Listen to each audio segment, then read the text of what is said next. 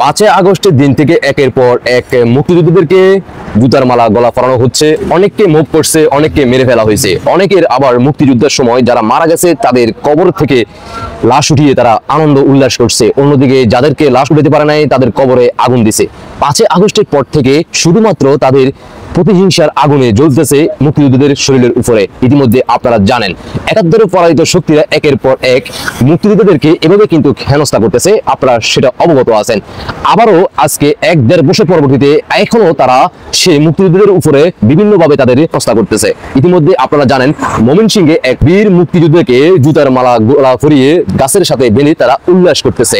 অন্যদিকে বাংলাদেশের মানুষদেরকে বোঝানোর চেষ্টা করতেছে তিনি নাকি ছোট্ট বাচ্চাকে কি যেন করতে চাইছিলেন, আর এটা তাকে মিথ্যা প্রচার মধ্য দিয়ে তাকে হেনস্থা করছে।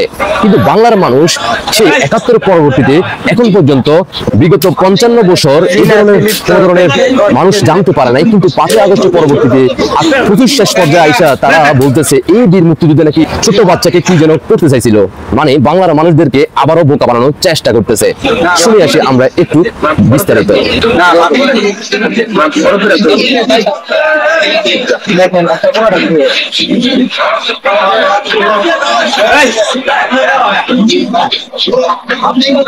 চীনা চরিত্র থেকে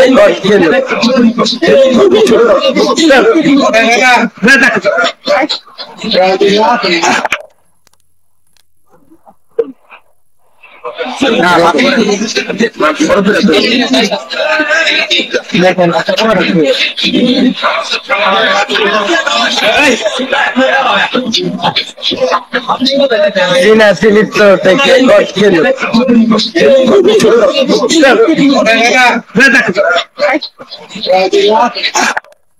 কি দেখলেন তো? আমি ওই সকল রাজাকার জিন্নাতের বংশের সন্তানদেরকে বলতে চাই, মনে রাখবা তোমাদের অন্তরে জিন্নাতেরকে ধারণ করো যারা, তোমরা সহ্য করতে পারতেছো না কেন বাংলাদেশ পাকিস্তান থেকে গত 54 থেকে 55 বছর আলাদা ছিল। তোমরা চাও না এই বাংলাদেশ সবাই মাথা উঁচু করে দাঁড়াক। তোমরা চাও পাকিস্তানের মতো প্রত্যেক ঘরে ঘরে যাতে অস্ত্র গোলা বারুদ প্রশিক্ষণ পাকিস্তানের যেভাবে করে ঠিক একই কায়দা তোমরা চাচ্ছ। তোমরা চাচ্ছ বাংলাদেশ কেন পাকিস্তানের মতো বিভিন্ন দেশে গিয়ে ভিক্ষা করে না। এটাই তোমাদের কষ্ট। তোমাদের কষ্ট হচ্ছে 71-এর সময় যে আমাদের মা বোন 2 লক্ষ মা বোনদেরকে ইজ্জতের বিনিময়ে যে বাংলাদেশ স্বাধীন হয়েছিল, তোমাদের বাবারা যারা আমাদের মা বোনদেরকে পাকিস্তানি ক্যাম্পে নিয়ে দিয়ে আসছিল, তাদের ঘর থেকে তোমরা 2-1টা এই বাংলার মাটিতে এখন 24 এবং 25-এ তোমরা দেশ পরিচালনা করতেছ, কারণ তাদের রক্ত তোমাদের শরীরে ধারণ করতেছে। দীর্ঘ 55 বছর পরে আইসা তোমরা বৃদ্ধ বয়স্ক আমাদের মুক্তিযোদ্ধাদেরকে তোমরা এভাবে 5 আগস্টের পর থেকে হেনস্থা করতেছ। তোমরা কি ভাবতেছ যে তোমরা এভাবে কি দিন তোমাদের কাটবে? কখনো না। বাংলার মাটিতে আবারও 71-এ পুনরুজ্জীবিত হবে। মাননীয় প্রধানমন্ত্রী শেখ হাসিনার ডাকে এই বাংলাদেশ আবারও মুক্ত হবে। তবে এইবারের মুক্তির পরে তোমাদের পাকিস্তানি বংশের কোনো বীজ এই বাংলার মাটিতে থাকবে না। ইনশাআল্লাহ শীঘ্রই তোমাদের সাথে দেখা হচ্ছে।